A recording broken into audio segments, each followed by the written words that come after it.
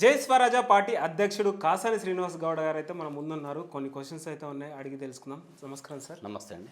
Sir ఏంటి sir Teenmar Mallanna అసలు ఏంటి ఆ ఇష్యూ? బీసీ ఉద్యమం ఎందుకు వచ్చింది ఇప్పుడు? ఒకటండి, ఇక్కడ రెండు అంశాలు. మీరు బీసీ ఉద్యమం ఎందుకు వచ్చింది, తీర్మానం మల్లన్న అని అవును. రెండు. అది బీసీ ఉద్యమము అలాగ ఇష్యూ, తీర్మానం మల్లన్నది అలాగ ఇష్యూ. బీసీ ఉద్యమం అంటే ఈ దేశంలో స్వాతంత్రం వచ్చిన దగ్గర నుంచి ఈ రోజు వరకు అనాథలు ఎవరు ఉన్నారంటే ఈ దేశంలో బీసీలు. వాళ్ళకి రాజ్యాంగ రక్షణ లేదు, పవర్లో వాళ్ళకి పోయే అవకాశం లేదు. వాళ్ళు ఇప్పటికీ కూడా శ్రమ, ఈ దేశ సంపద ఉత్పత్తి చేసేది మొత్తం వాళ్ళే, పరిగేరుకొని బతుకుతున్నారు. పవర్లు అయితే అసలు పొలిటికల్ రంగంలో అయితే వాళ్ళకి ఆనాటికి ఆయా పార్టీలకు ఉన్నటువంటి అధ్యక్షుల దయాదాక్షిణ్యాల మీద, లేదా ఎవరికి కొందరికి 10, 20, 30 పెద్ద సంఖ్య, 20 పెద్ద సంఖ్య, 15, 10 ఇట్లా సీట్లు ఇస్తున్నారు. కానీ జనాభా రీత్యా 50 to 60% వాళ్ళే. సరే, ఈనాడు ఇంకా ఈయన రేవంత్ రెడ్డి గారు మొన్న కులగణన చేసిన దాని ప్రకారం కూడా 56 అన్నాడు. అంటే మెజార్టీ 119 ఎమ్మెల్యే సీట్లలో కనీసం 60 సీట్లు వాళ్ళకి లేదు, 50 సీట్లన్నా వాళ్ళకి ఉండాలి. కానీ ఇప్పుడు లెక్కేస్తే 20 లోపు ఉంటాయి. అంటే ఇది ఇయాడిది కాదు సమస్య, స్వాతంత్రం వచ్చిన కాంచి ఉన్నది. ఎక్కడ స్థానిక సంస్థలు ఇప్పుడు రాబోయే పంచాయతీ ఎన్నికలలో ఎంపీటీసీ జడ్పీటీసీలలో అయితే సాధారణంగా ఊర్లలో కొన్ని కమ్యూనిటీల డామినేషన్ ఉంటుంది. రిజర్వేషన్ ఎస్సీ ఎస్టీలకు ఉన్నది, బీసీలకు తక్కువ ఉన్నది. అంతకుముందు వాస్తవానికి 33% ఉన్నటువంటి స్థానిక సంస్థల రిజర్వేషన్ని ఈ కల్వకుంట్ల చంద్రశేఖర్ రావు మరి దుర్మార్గంగా తీసుకొచ్చి 23% తీసేసిండు. సరే, ఇప్పుడు ఈయన రేవంత్ రెడ్డి 42 అని ఎలక్షన్ ఎన్నికల వాగ్దానాల్లో చెప్పిండు. సరే, ఇప్పుడు చేసిండు. ఇప్పుడు దాన్ని అసెంబ్లీలో తీర్మానం చేయించిండు. నెక్స్ట్ ఏదో ఆర్డినెన్స్ తీసుకొస్తాం, గవర్నర్ ద్వారా ఇంప్లిమెంట్ చేస్తూ ఉంటారు. నేను అదే అంటున్నాను, సింథసిస్ చేయాలి. అంటే బీసీ ఉద్యమం ఎందుకు వచ్చిందంటే సంపదలో మనమే, ఉత్పత్తిలో మనమే, జనాభాలో మనమే. కానీ ఉద్యోగాల్లో మన వాటా తక్కువ, రాజకీయాల్లో మన వాటా తక్కువ, ఎక్కడ పోయినా అడుక్కునే స్థితి, దయాదాక్షిణ్యాలతో బతకాల్సిన స్థితి ఏందని చెప్పేసి ఈనాడు సామాజిక వర్గాల్లో ఆయా అంటే ఏవైతే బ్యాక్వర్డ్ క్లాసెస్, క్యాస్ట్లు కాదు క్లాసెస్కి సంబంధించిన వాళ్ళు ఉద్యమిస్తున్నారు. దానిలో భాగంగానే ఈ బీసీ ఉద్యమం వచ్చింది. న్యాయబద్ధమైనటువంటి కోరిక కూడా, వాళ్ళ డిమాండ్ వాళ్ళకి ఇవ్వాల్సింది. వాళ్ళు ఇప్పుడు ఎవరు బీసీ ఉద్యమంలో వాస్తవానికి ఆలోచిస్తే ఓసీలకు వ్యతిరేకం కాదు, వాళ్ళు ఎస్సీలకు వ్యతిరేకం కాదు, ఎస్టీలకు వ్యతిరేకం కాదు. ఎవరు ఎస్టీల వాటా ఎస్టీలకు ఉంది, ఎస్సీల వాటా ఎస్టీలకు ఉన్నది. ఓసీల వాటా వాళ్ళు తీసుకోగా బీసీల వాటా ఇవ్వాలి, కానీ బీసీల వాటా లేదు.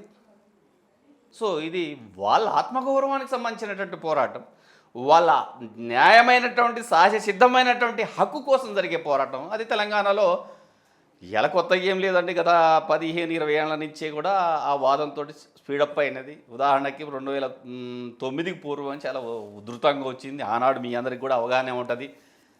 దేవేంద్ర గౌడ్ లాంటి ఆనాడికే ముఖ్యమంత్రి స్థాయిలో ఉన్నటువంటి క్యాండిడేటు, సంపద ప్రకారంగా చూసిన కూడా 1000 కోట్ల ఆస్తిపరుడు, పెద్ద కమ్యూనిటీ, గౌడ కమ్యూనిటీ ఈ రాష్ట్రంలో చాలా పెద్ద కమ్యూనిటీ. ఆ వర్గం నుంచి వచ్చిన ఆయన కూడా బీసీ అంటే బీసీలకి అనేది వచ్చింది. ఇంకా చెప్పాలంటే ఆ తర్వాత ఇమీడియట్గా చిరంజీవి గారు కూడా అదే కాన్సెప్ట్ తోటి వచ్చింది. అంటే ఉద్యమం ఇలా కొత్తగా పుట్టిందో, ఎల్లయ్యతోటో పుల్లయ్యతోటో మల్లయ్యతోటో వచ్చింది కాదు. ఆర్ కృష్ణ పోరాటాలు కూడా చిన్నయ్య, ఆయన 40 ఏళ్ళ 50 ఏళ్ళ పోరాట జీవితం ఉన్నది. సో దానిలో భాగంగా క్రమేణా ఇప్పుడు ఉద్యమం రగులుతూనే ఉన్నది. సరి అయినటువంటి ఆ వేదిక వచ్చేదాకా ఉంటుంది. ఇక్కడ సరే దాని ఏంటంటే లిల్లీపుట్స్. లిల్లీపుట్స్ అంటే మీకు ఐడియా ఉండదు. జానడు ఎత్తు మనుషులు ఉంటారు. లిల్లీపుట్స్ వచ్చి ఉద్యమాలు చేస్తూ మేమే ఉద్యమం చేస్తున్నాం, బీసీ ఉద్యమం మేమే వాళ్ళ దీనికి దిక్కు అంటే చరిత్ర తెలిసిన వాళ్ళకి అన్నీ తెలుసు కదా. కాబట్టి బీసీ ఉద్యమం అనేది సమాజంలో, తెలంగాణ ఉద్యమంలో ఇప్పుడు రగులుతుంది ఉన్నది. ఆల్టర్నేటివ్ రేపు 28 ఎలక్షన్లో నిజంగా కాంగ్రెస్, బీజేపీ, బీఆర్ఎస్, సరే బీఆర్ఎస్ అంటే ఆ కుటుంబమే ఉన్నది కాబట్టి అది సీట్లు ఇస్తానని ఎక్కువ ఇస్తానని చెప్పొచ్చు. కానీ కాంగ్రెస్, బీజేపీ లాంటి వాళ్ళు మేము సీఎంనే మేము చేస్తామని అప్పటికి ఓట్లు గుంజుకోవటం కోసం చెప్పే డ్రామా జరగవచ్చు. ఎందుకంటే రేపు ఎలక్షన్స్ అన్నీ కూడా బీసీల చుట్టే. ఎందుకంటే మెజారిటీ ఓటు బ్యాంకు వాళ్ళది. ప్రజాస్వామ్యంలో ఓటు ఒక్క ఓటు ఎక్కువ వచ్చినోడు గెలుస్తాడు. సో వాళ్ళని ప్రసన్నం చేసుకోవడం కోసం ఈ వచ్చే 28 ఎన్నికల్లో అటువైపు పోతుంది, అటువైపులో ఉద్యమం నడుస్తుంది. వాళ్ళ హక్కులు వాళ్ళకి ఇవ్వాల్సిందే, న్యాయబద్ధమైంది. సార్ గతంలో బీసీల గురించి పట్టించుకుంది, ఇప్పుడు ఎందుకు పట్టించుకోవాలనిపిస్తుంది వాళ్ళకి? ఎవరు అంటే ఇప్పుడు ఆ చైతన్యం వచ్చింది, ఆ వర్గాలు నిరంతరం పోరాడుతున్నాయి. ఇప్పుడు గతం నుంచి కూడా ఆర్ కృష్ణయ్య గారు పోరాడుతూనే ఉన్నారు. ఆయనకి మరి క్యాష్ ఫీలింగ్ ఉందో ఏముందో మాకు తెలియదు, కానీ ఆర్ కృష్ణయ్య గారు ఇప్పటి వరకు ఎదగపోవడానికి కారణం ఏమంటచ్చు? ఇక అది ఒకటండి. ఆయన సహజంగా కూడా ఓపెన్గా ఇంటర్నల్గా చెప్పేది ఏంటంటే, స్కాలర్షిప్లు అయితే, ఉద్యోగాల రిజర్వేషన్, ఉద్యోగాల కోసం అయితే, హాస్టళ్ళ కోసం అయితే నేను అనేక పోరాటాలు చేసిన. అంచి వచ్చిన చైతన్యమే కదా వీళ్ళంతా వాళ్ళు అన్నాడు. ఆయన అన్నాడు కూడా పొలిటికల్గా తన ఆలోచించినట్టు కనిపించాలి. ఉందో లేదో కానీ పొలిటికల్గా ఆలోచించుంటే ఎప్పుడో 20 ఏళ్ల క్రితమే ఆయన అవుట్ రైట్గా బయటకు వచ్చి రాజకీయాల్లోకి వచ్చి పార్టీ పెట్టేవాడు. ఉద్యమం ద్వారా తమ జాతి హక్కుల కోసం పోరాడాలనుకొని పోరాడిండు. ఆయన కాంట్రిబ్యూషన్ కూడా ఈ సమాజంలో చాలా పెద్దది. ఓకే సార్, ఇప్పుడు తీర్మార్ మల్లన్న కవిత మీద కామెంట్ని ఎలా చూడొచ్చు సార్? ఒకటండి, బేసిక్గా అవుట్ రైట్గా చెప్పాల్సిందంటే బూతులు, ఇనరాని మాటలు అనటం అది తీర్మార్ మల్లన్న, ముఖ్యమంత్రి రేవంత్ రెడ్డి గారా, కల్వకుంట్ల చంద్రశేఖరరావు గారు, ఎందుకు వాళ్ళ పేర్లు కూడా ఎందుకు ప్రస్తావించిందంటే గతంలో వాళ్ళ భాష కూడా కొంచెం తేడా ఉంది. కొంచెమేంది, సీఎం రేవంత్ రెడ్డి అయితే అసలు నోటికి అద్దు లేకుండా మాట్లాడండి. ఇది కోరుకోకూడదు సమాజం. ఇది ఏమవుతుందంటే నిజమైనటువంటి సమాజము ఎప్పుడైతే తిట్లని, ఇప్పుడు సమాజంలో ఎట్లుంటుందంటే మానవ సహజ లక్షణం ఏంటంటే, మానవ సహజ లక్షణం అది ఎవరైనా కాసాని శ్రీనివాసరావు గౌడతో సహా వినగూడిన మాటలు వినాలని చెవులు రెక్కరించుంటాడు, బూతులు చెప్తుంటే ఆనందపడుతుంటాడు. మహేష్ ఏమని చెప్పిండు, లేకపోతే పలానా ఎల్లయ్య ఏం చెప్పిండు, మల్లయ్య ఏం చెప్పిండు. కానీ అది మన అసలు విషయాన్ని డైవర్ట్ చేస్తుంది. ఈ డైవర్ట్ రాజకీయాలు నడుస్తున్నాయి. ఇప్పుడు తీర్మాన్ మల్లన్న గారు ఒక ఎమ్మెల్సీ, నీకు హోదా ఉంది, సరే నువ్వు ఉద్యమం చేస్తున్నావు. ఎప్పుడు రీసెంట్గా 6 నెలల క్రితం పట్టిండండి ఆయన బీసీ ఉద్యమం, అంతకుముందు బహుజన ఉద్యమం తిరిగిండు, అంతకుముందు ఇంకేదో తిరిగిండు. ఇది ఎమ్మెల్సీ వచ్చిన తర్వాత రకరకాల ఈ వాదం మీద అతను వ్యక్తిగా ప్రేమిద్దాం. ఆలోచన విధానంలో ఒక నిలకడలేని వ్యక్తి, సింగిల్ ఎజెండా. అతను ఏంటంటే అతను విమర్శించడం కోసం సమాజం కూడా తెలుసుకోవాలి. ఎందుకంటే అతను రకరకాలుగా మాట్లాడింది దాన్ని బట్టి. Is not a journalist. Journalist పేరు మీద కొనసాగుతున్నాడు. ఏ జర్నలిస్ట్, మేము సీనియర్ జర్నలిస్ట్ అండి, ప్రొఫెషనల్గా జర్నలిజం చేసి వచ్చిన వాళ్ళం, డిగ్రీలు చేసి వచ్చినటువంటి వాళ్ళము. ఏ జర్నలిజంలో కూడా ఫిల్తీ లాంగ్వేజ్ ఉపయోగించడం చెప్పదు, హార్ష్గా మాట్లాడటం చెప్పదు. మరి నువ్వు దేనికి చెందుతాడో సమాజం ఆలోచించాలి. వలటైల్ మనసు అంటే నిలకడలేని వ్యక్తి. ఈ నిలకడలేని వ్యక్తి ఈ సహజ లక్షణం ఏంది ఉంటుందంటే తన ఐడెంటిటీ కావాలి ఏదో రకంగా, తప్పో ఒప్పో ఏదో చేసి సమాజంలో ఐడెంటిటీ కోసం. నేను అనుకుంటున్నానండి, నేను కాదు, మాకు ఇప్పటికాలం మేము ఎంక్వైరీ చేసిన తర్వాత తెలిసిందంటే లిటరల్గా కవిత తీన్మార్ మల్లన్న ఇద్దరు కలిసి ఆడుతున్న డ్రామా ఇది. ఒక్క నిమిషం మీరు టైం ఇస్తే డీటెయిల్గా చెప్తా. ఓకే. కవిత అనే ఆమె కారణాలు ఏదైనా తన సొంత పార్టీలో ఉన్నటువంటి వ్యక్తులని విమర్శించి వచ్చింది. అంటే దాదాపుగా ఒక పార్టీలో వ్యక్తులైంది వాళ్ళ సొంత అన్నని ఆమె ఓపెనింగ్నే చెప్తూనే ఉంది. మా అయ్యని పొగుడుతూనే, అంటే పార్టీ అధిష్టానాన్ని పొగుడుతూనే ఇమ్మీడియట్గా అధ్యక్షుడి స్థాయిలో, వర్కింగ్ ప్రెసిడెంట్ స్థాయిలో ఉన్నటువంటి వాళ్ళ అన్నని తిట్టడం, మిగతా వాళ్ళని తిట్టడం మొదలుపెట్టింది. అంటే ఇది క్రమశిక్షణ రాహిత్యం, అంటే పార్టీని వ్యతిరేకించి వచ్చింది. సరే వాళ్ళ కుటుంబంలో ఉన్నది కాబట్టికి వాళ్ళు అవుట్ రైట్గా అదే స్థానంలో వేరే వాళ్ళు ఉంటే ఎవరికెల్లా అవుట్ రైట్గా ఆమెను కూడా సస్పెండ్ చేసేవాళ్ళు. కారణాలు ఏదైనా, సమాజానికి తెలిసిన కారణాలు కొన్నైనా, తెలవని కారణాలు ఏదైనా ఆమె బయటకు వచ్చి తనకు ఒక ఐడెంటిటీ క్రియేట్ చేసుకునే పనిలో పడింది. అంటే లేదా సార్ ఆమెకు ఐడెంటిటీ, కల్వకుంట్ల చంద్రశేఖరరావు కూతురుగా ఐడెంటిటీ ఉంది, అది వేరు. జాగృతి సంస్థగా ఏదో చేసింది. ఈ ఎంత మటుకంటే ఒక్కడు ఎమ్మెల్యే గెలవటానికో, లేకపోతే పలానా కూతురు అని చెప్పుకొని పోవటానికి, లేదా ఒక ఐడెంటిటీ. కానీ సొంతంగా ఆమె ఈ రాష్ట్రంలో ఆమె చెప్పింది నేను ఆల్టర్నేటివ్గా ఎదగాలనే లక్ష్యంతో ఉందని. అయితే ఇప్పుడు బయటకు వచ్చిన తర్వాత పార్టీ పట్టించుకోవట్లే, సహజంగా పార్టీ పట్టించుకోదు. ఎందుకంటే ఏ పార్టీ సహజ లక్షణమైనది అదే ఉంటుంది. కేసీఆర్ ఇంకా అసలు తన నుంచి పోయిన వాళ్ళు పట్టించుకోడు. కాంగ్రెస్ ఈవెన్ పట్టించుకోదు. ఎందుకంటే ఈవెన్ పట్టించుకుంటే ఈవెన్ లేస్తుంది, ఈమెకి ఐడెంటిటీ ఇచ్చినట్టు అవుతుంది కదా. బీజేపీ పట్టించుకోదు. ఎందుకంటే వాళ్ళే మేము నెక్స్ట్ నా తర్వాత ఇంకెవరు లేరు మేము అన్నట్టుగా వాళ్ళు ఉన్నారు. సో వీళ్ళు ఎవరు పట్టించుకోవట్లేదు. దీనికి నాకు ఐడెంటిటీ రావాలంటే ఎందుకు ఉద్యమాలు చేస్తూనే ఉంటాం. ఆ ఉద్యమాలు చేస్తే ఎవరు చూస్తారు? ఏదో ఈ సమాజం ఏముంది, ఈ సమాజంలో కొంత రాజకీయ లక్షణాలు ఒక 10 ఏళ్ళుగా లేకపోతే 5-6 ఏళ్ళుగా ఉమ్మడి ఆంధ్రప్రదేశ్లో లేకపోతే ఆంధ్రప్రదేశ్ కానీ ఇక్కడ కానీ చూసేదంటే బూతులు తిట్టో లేకపోతే పరుషపదాలు తిట్టో అనరాని మాటలను సమాజంలో హైలైట్ కావటం ఒక ఎజెండాగా పెట్టుకున్నారు. లేదు కొన్ని గొడవలు చేసో ఈమెకు హైలైట్ కావాలి. ఇప్పుడు పొద్దున్న లేస్తే కవిత కవిత అనే పేరు వినబడాలి. ఏం దేనికి సాధ్యమవుతుంది? ఏం చేసినా అనేక మందిని చేస్తున్నాం, చాలామంది పోరాటాలు చేస్తున్నాం, అందులో వన్ ఆఫ్ ది క్యాండిడేట్గానే ఉంటారు. కాబట్టి నా ఆలోచన తీన్మార్ మల్లన్నని ఇంటర్నల్ మాట్లాడుకొని అరే భయ్ నిన్ను తిడతా నువ్వు నన్ను తిట్టు, ఏమన్నా అర్థం ఉందా? ఆమె ఏదో సరే బీసీలకి 42% రిజర్వేషన్ ఇచ్చినందుకు నేను పోరాటం చేసినందుకు వచ్చిందని చెప్పుకుంది. దాంట్లో తప్పేందో అది నిజంగా చెప్పాలంటే ఈ రాష్ట్రంలో బీసీ సంఘాలు కూడా మాట్లాడకంటే ముందు పార్టీలు రాజకీయ పార్టీలు మాట్లాడు. మీరు పోయి ఆన్లైన్లో చెక్ చేసినా లేకపోతే మా పేపర్ కటింగ్ చూసినా జయసురాజ్ పార్టీ 42% అదే బీసీల వాటా బీసీలో ఎక్కువకుండా నువ్వు ఎన్నికలకు పోయినా కులగణన చేయకపోయినా బీసీల ద్రోహిగా మిగిలిపోతావు ముఖ్యమంత్రి రేవంత్ రెడ్డి గారు అని చెప్పి మీరు డిమాండ్ చేసినటువంటి మొదటి పార్టీ జయసురాజ్ పార్టీ.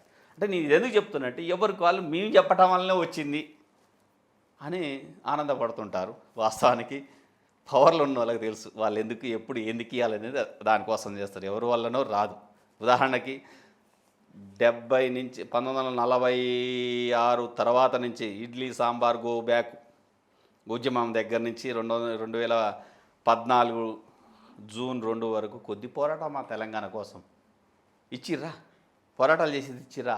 ఆనాటికి వాళ్ళు ఎందుకో ఇవ్వాలనుకున్నారు, ఇచ్చేసిర్రు అంతే.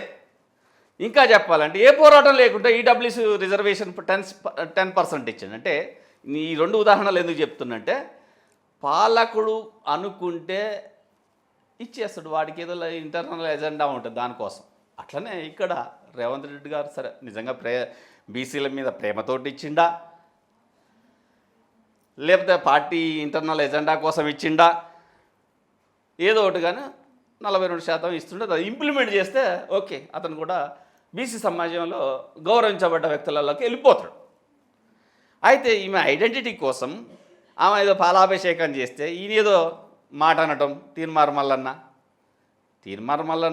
అన్న మాట నిజంగా కూడా ఎందుకు చెప్పుకొస్తున్నంటే ఈ మాట కంటే ముందు వాళ్ళు బీఆర్ఎస్ పార్టీ అధికారంలో ఉన్నప్పుడే 3 లేదా 5 సంతోష్ రావు దగ్గర నుంచి కేసీఆర్ దగ్గర నుంచి కేటీఆర్ దగ్గర నుంచి కవిత వరకు అనరాని మాటలు అన్నాడు తీన్మార్ మల్లన్న. ఎప్పుడు బీఆర్ఎస్ అధికారంలో ఉన్నప్పుడు తైతక్క అన్నాడండి, అనేక సార్లు చూసినాం కదా. మరి ఆనాడు రాలేదేంది కోపం, ఆనాడు తిరుగుబాటు చేయలేదేంది, ఆనాడు మీరు తలుచుకుంటే తీన్మార్ మల్లన్న అనేవాడు ఉండేవాడా నిజంగా ఒక పొలిటికల్ పవర్లో ఉన్నటువంటి పొలిటికల్ పార్టీ అనేది అనుకుంటే? గతంలో కూడా ఆయన జైలు వేయడానికి కూడా ఇదే రీజన్ అంటారు కదా, మాటలు తిట్టడం వల్లనే. వేరే కేసులు ఉన్నాయి, అవి వేరు. అవి కానీ వీటితోటి రాలే, దాడులు చేయలే కదా. ఇప్పుడు ఎందుకు వచ్చిందంటే అంత ఆనాడు నిన్ను తైతక్క అన్నప్పుడే నువ్వు పట్టించుకోలేదు, నువ్వు పవర్లో ఉన్నప్పుడే. ఇప్పుడు ఒక మాట అన్నది నువ్వు పట్టించుకున్నావు అంటే నీ ఐడెంటిటీ కోసం పోయినావు. దాడులు అనేది ఎవరైనా ఖండించాల్సిందే. ఇక్కడ ఈయనకేంది తీన్మార్ మల్లన్న చాప్టర్ క్లోజ్ అంటే సమాజంలో అయిపోయింది. ఆయన ఎన్ని రకాల డ్రామాలు ఆడాలనో అన్ని ఆడేసిండు. కానీ చివరి డ్రామాగా బీసీ ఉద్యమం అనేది పెట్టుకున్నాడు.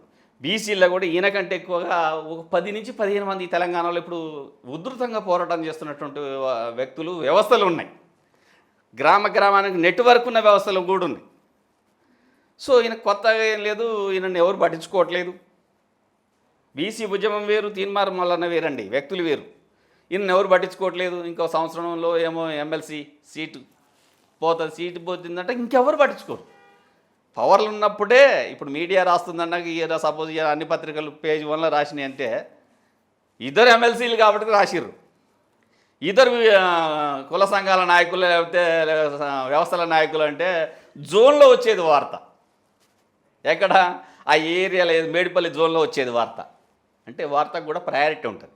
ఎమ్మెల్సీలు కాబట్టి ఇచ్చిర్రు.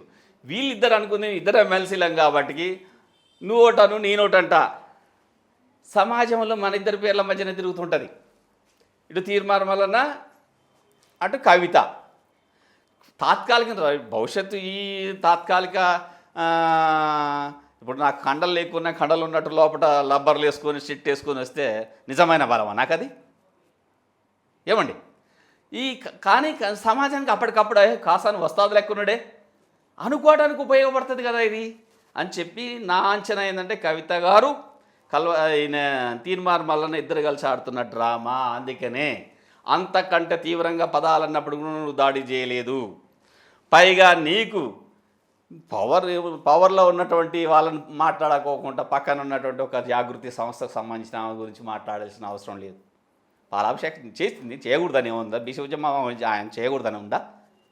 ఏమండి ఎస్సీల కోసం ఎస్సీలే చేసిరా పోరాటాలు, బీసీల కోసం బీసీలే చేసిరా, లేకపోతే తెలంగాణ కోసం తెలంగాణలో చేసిరా? మాకు తెలిసిన ఆంధ్ర మిత్రులు కూడా ఉద్యమంలోకి వచ్చారు, ఇది న్యాయమైన డిమాండ్ అని. అది సహజంగా వస్తారు అన్నాడు.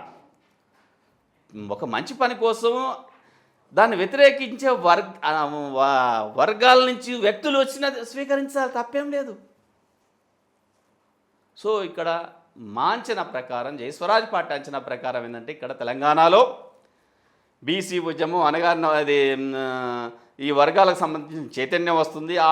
వాటికి సంబంధించినటువంటి కొత్త పార్టీలు వస్తున్నాయి, లేకపోతే కొత్త వాళ్ళు చోటుగా దక్కించుకోకుండా చూడటం కోసమో, లేదా బీసీ ఉద్యమం రేజ్ అయితే ఓటు బ్యాంకు సీటు బ్యాంకు మారుతుంది కాబట్టి ఇక్కడ మనం ఓటు బ్యాంక్ సీటు బ్యాంక్ అన్న తెచ్చుకోవాలి, లేకపోతే కనీసం ఇందులో డ్రామా ఆడుతూ ఆ షోలో మనం కనిపిస్తూ అరే ముందున్నాడు కదా కానా ఫలానా ఎల్లయ్య అని చెప్పుకోవడానికి కోసము కవిత తీర్మార్ మల్లన్న ఆడుతున్న ఇద్దరు కలిసి కూడబలుకొని ఆడుతున్న నాటకంగా మేము పరిగణిస్తున్నాం. ఇది బీసీ ఉద్యమానికి విఘాతం కలిగిస్తుంది. ఇది తీర్మార్ మల్లన్న అయినా కవిత గారైనా.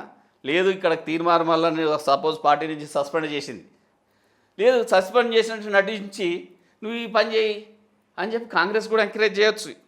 నిజంగా ప్రజలు కూడా చాలా కన్ఫ్యూజ్, కాంగ్రెస్కి తీర్మార్ మల్లన్నకి సంబంధం ఉందా అని కూడా ఇంటర్నల్గా ఉండొచ్చు. కొన్ని ఎందుకుంటే రాజకీయ ఎత్తుగడలు ఎట్లా ఉంటాయంటే మేము కొట్టినట్టు చేస్తే నువ్వు బయటికి పోయి మన ప్రయోజనాల కోసం పనిచేయి. అట్నే కల్వకుంట్ల కవిత కూడా బీఆర్ఎస్ గ్రాఫ్ పడిపోయింది, కేసీఆర్ లేచే స్థితిలో లేడు, కేటీఆర్కి ముఖం చల్లట్లేదు, బిడ్డను ఇక్కడే ఉండి మాట్లాడితే ప్రజలు స్వీకరిస్తారో లేదో, నువ్వు కొత్త సంస్థ పెట్టుకుని రా, నువ్వు ఒక అగ్రెసివ్ రా, దాని ద్వారా బీఆర్ఎస్ బయటకు వస్తుంది. తీర్మానం మల్లన్న ద్వారా మళ్ళీ కాంగ్రెస్కి వీళ్ళతో మాట్లాడిపిస్తూ కాంగ్రెస్ని లైవ్లో పెట్టుకోవచ్చు అని కుట్ర. రెండు కాంగ్రెస్ బీఆర్ఎస్ ఆడుతున్న డ్రామా కావచ్చు ఇది. Why not? అంటే ఉద్యమాన్ని వాడుకొని ప్రయోజనాలు పొందుతారు, వ్యక్తుల ప్రయోజనాలు పొందుతారు, వ్యవస్థల ప్రయోజనాలు పెడితే కానీ ఆ బీసీ ఉద్యమం డల్ అయిపోతుంది. ఒక దశకు వస్తారు చివరికి ఏంటంటే ఉదాహరణకి 2023 ఎలక్షన్లప్పుడు కాంగ్రెస్ని మేము 40 సీట్లు ఇస్తామని చెప్పింది బీసీలకి, చివరికి 20 లోపల ఓడిపోయే సీట్లు ఇచ్చింది. అంటే ఈ పొలిటికల్ పార్టీలు డ్రమటైజ్ చేసేసి చేయటం సహజ లక్షణం.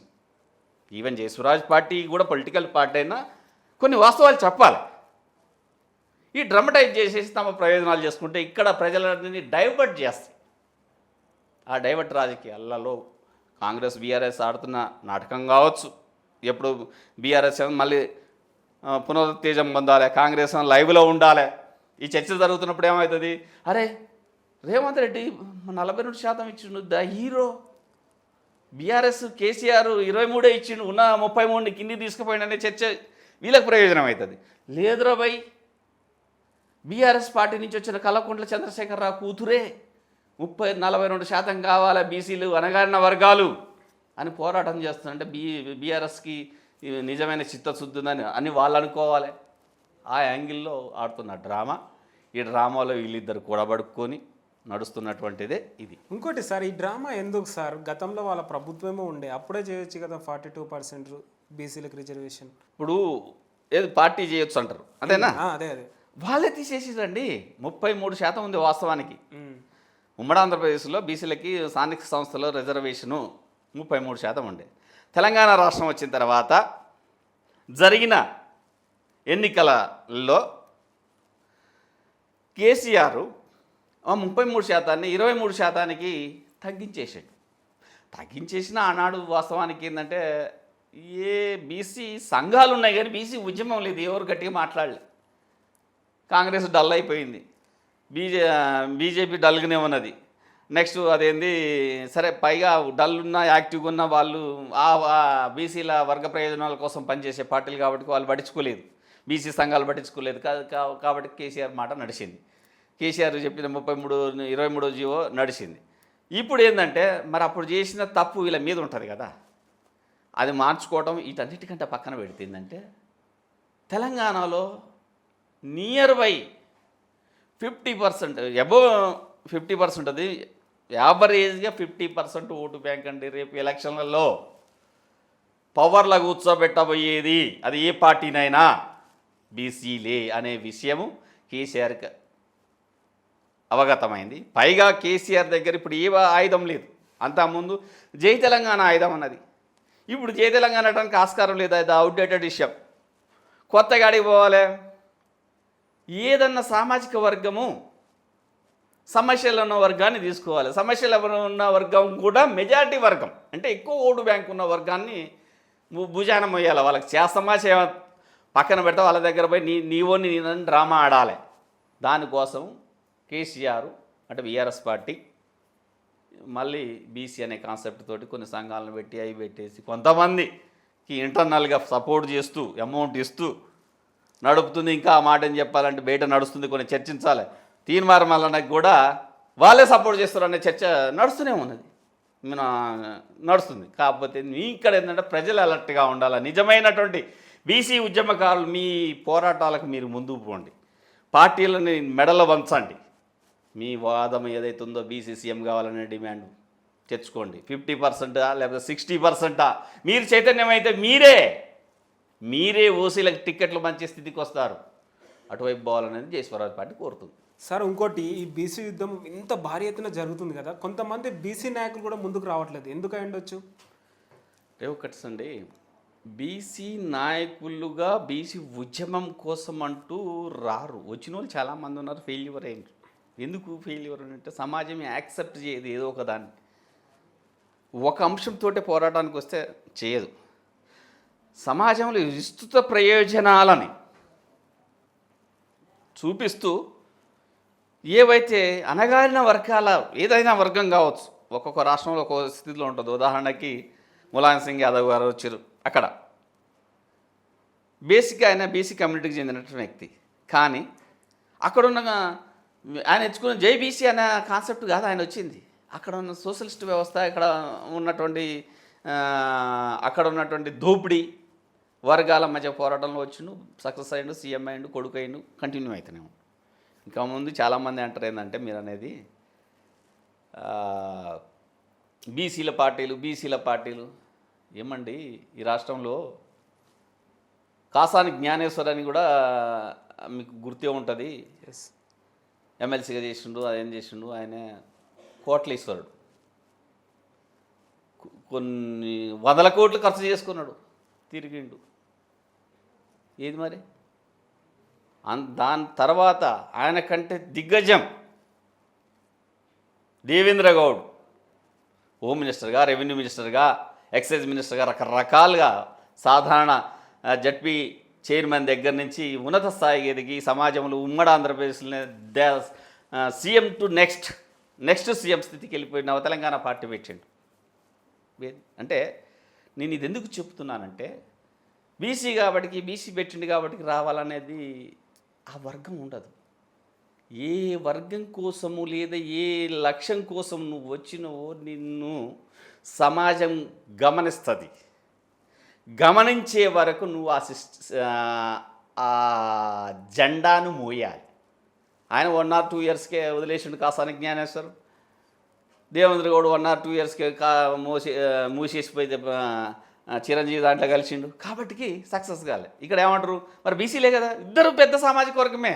కాసాని జ్ఞానేశ్వర్, ముదిరాజు దాదాపు 10 to 12%. ఇది మొత్తంగా చూస్తే ఈ రాష్ట్రంలో అత్యధిక జనాభా ఉన్నటువంటి కులానికి ప్రాతినిధ్యం వహించే క్యాండిడేట్. కనీసం ఆ కులం ఏమంటున్నా ఆ పార్టీ మూతపడుతుందా ఏమండి?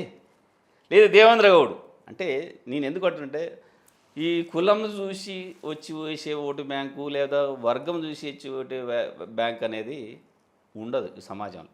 అది అంత ఒక దశకు పోయిన తర్వాత. ఎందుకు నేను ఈ మాట అంటున్నా అంటే ఈ దేశంలో 100 ఏళ్ల నుంచి పేదల కోసం పోరాడుతున్న ఈ కమ్యూనిస్టు పార్టీలు దాదాపు 70-80% పేదలు ఈ దేశంలో ఉన్నారు.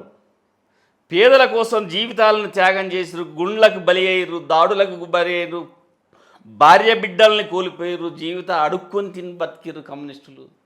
మరి వాళ్ళకి పవర్ వేయలేదు ఎందుకు? ఈ పేదలే కదా ఎక్కువ శాతం ఉన్నది. అంటే ఎన్నికలకు ఓటులకు ఇచ్చే లెక్కలు వేరే ఉంటాయి, పోరాటాలకు ఇచ్చే లెక్కలు వేరే ఉంటాయి. ఆ లెక్కలు చూసి జనాలకు పోయినటువంటి వాళ్ళకే ఓట్లు పడతాయి. అయితే ఇక్కడ బీసీ పార్టీ అనేది కూడా అర్ధరహితం అన్నటువంటి వాదన. ఎందుకంటే మీరు పోయి ఇప్పుడు వెసులుబాటు ఉంటే Telangana election commission of India పోయి తెలంగాణలో బీసీల పేర్లతో ఉన్న పార్టీలు చూడండి, మినిమం 5 ఉంటాయి. బీసీల పేరుతో బీసీ ఫ్రంట్ అని, ఇంకేదో ఫ్రంట్ అని, ఎస్సీ ఎస్టీ బీసీ మైనార్టీల ఫ్రంట్ పార్టీలు ఇవి, సంఘాలు కాదు. అంటే బీసీ చూడగానే మరి వాళ్ళకి వచ్చే ఎందుకంటే వేయట్లేదు ఓట్లు, 56% వాళ్ళే ఉన్నారు కదా. అంటే కొందరు మేము బీసీ పార్టీ చేస్తాం అనేది అర్ధరహితం. ఎక్కడ రైతమో అవుతుందంటే సహితమో అవుతుందంటే ఉదాహరణకు జయస్వరాజ్ పార్టీ ఉంది.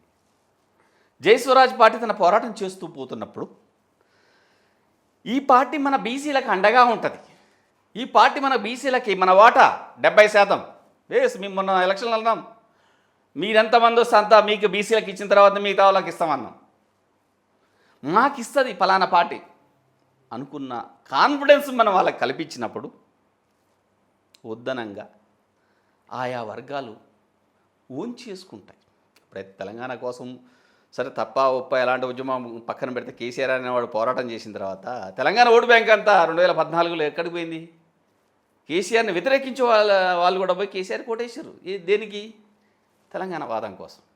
అట్లనే వీళ్ళకు ఒక బలమైన లీడరు, బలమైన పార్టీ అంతేగాని బీసీ పార్టీ అని ఉన్నాడు, బలమైన పార్టీ ఇది మనకు అండగా ఉంటుంది అన్నప్పుడు ములాయను ఓన్ చేసుకున్నట్టు, లాలును ఓన్ చేసుకున్నట్టు, కరుణానిధిని ఓన్ చేసుకున్నట్టు రేపు కాసాని శ్రీనివాసరావు గౌడను ఓన్ చేసుకుంటారు. ఆ కాన్ఫిడెన్స్ ప్రజలకు కల్పించే పోరాటాలు మేము చేయాలి. మేము చేయకుంటేనే నీటి బీసీని కదా, లేదా మీ వర్గాల కోసం మీకు ఎన్ని సీట్లు కావాలంటే అన్ని ఇస్తా అంటే ఉరుకొచ్చి ఓట్లు వేసేది ఉండదు.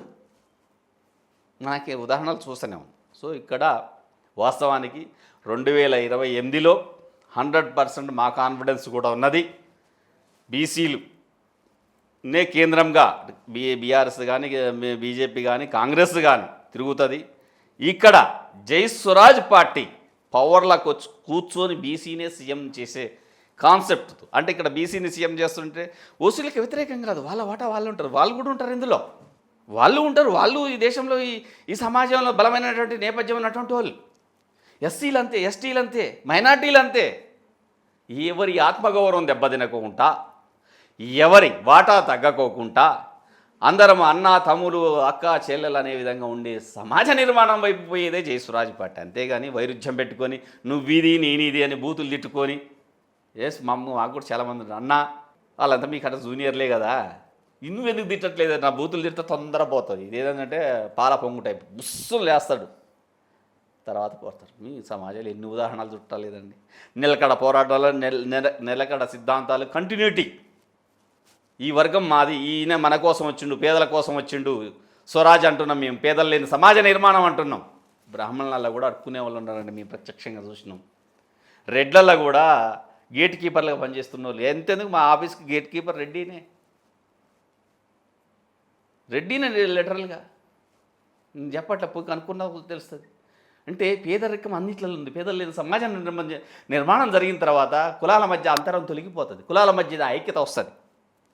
అటువైపు జయస్వరాజ్ పార్టీ తీసుకుపోతుంది, ఆ వైపు తీసుకుపోతాము. అక్కడ జయస్వరాజ్ పార్టీ అందరికీ అండగా నిలుస్తుంది, ఇది అందరి పార్టీగా నిలుస్తుంది. 2028లో జయస్వరాజ్ పార్టీ పవర్లకు వచ్చే లక్ష్యంగానే పనిచేస్తుంది. ఓకే, త్వరలోనే ముందు బీసీ ప్రభావం ఎలా ఉండబోతుందంటారు? 100% బీసీ ప్రభావం ఈ రాష్ట్రంలో ఉన్నటువంటి అన్ని పార్టీల మీద చూపించబోతుంది. అయితే బీసీలను ఎవరిని ఓన్ చేసుకుంటారు అనేది కూడా మీరు మంచి సందర్భం. ఎవరిని ఓన్ చేసుకుంటారు ఒకటి కూడా మీరు నిశ్చితంగా వినాలి, మీరు ప్లే చేయగలరు. ఎందుకు మేము అంటున్నంటే కాంగ్రెస్ను ఓన్ చేసుకునే అవకాశం లేదు. ఎందుకంటే ఇప్పుడు రేవంత్ రెడ్డి ఎక్కడ చూసినా సరే, ఆయన ఇస్తే వాళ్ళ కోసం పనిచేసిన వాళ్ళకి కొందరికి కొన్ని స్థానాలు ఇవ్వచ్చు కానీ ఎక్కడ చూసినా రెడ్లకే పెట్టుకుంటూ పోతుండ్రు. అది సమాజంలో చెడు పేరు తెస్తుంది.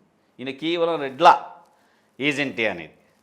పైగా ఎలక్షన్స్ ముందు ఏం చేసిండు ఆయన, కాంగ్రెస్ పార్టీ ఆయనంటే మేము బీసీలకి 40% కన్నా ఎక్కువ సీట్లు ఇస్తామని మోసం చేసి చివరికి పెద్ద పెద్ద లీడర్లకే టికెట్లు వేయకోకుండా ఏడిపించి ఓడిపోయే సీట్లు ఇచ్చి ఒక 10 మందికో ఏమో గెలిచేటట్టు చేసుకున్నారు. సో కాంగ్రెస్ని బీసీ మాట అంటే ప్రజలు నమ్మరు. క్లోజ్, మేము బీసీని సీఎం చేస్తామని ముందే అనౌన్స్ చేసినా పట్టించుకోరు. ఏదో సరే ఇప్పుడు తాత్కాలికంగా ఆ మహేష్ కుమార్ గౌడ్ గారిని పీసీసీ అధ్యక్షుడిని చేసారు, అంతమటికే పరిమితం ఇస్తారు అతన్ని, అది దాటిపోనీయరు. నెక్స్ట్ బీజేపీ మేము బీసీలకి ఇస్తాము పలానా రామయ్యని సీఎం క్యాండిడేట్ అన్న అస్సలు నమ్మరండి. ఎందుకంటే ఇది నేను చెప్పే మాట కాదు, మీ అందరికీ తెలిసిందే, సమాజానికి తెలిసిందే. 2023 ఎలక్షన్స్కి ముందు బీసీ వర్గానికి చెందినటువంటి బండి సంజయ్ ఒక ఉవ్వెత్తున నీ పార్టీ తెలవని ఏరియాలకు తీసుకుపోయిండు బీజేపీని.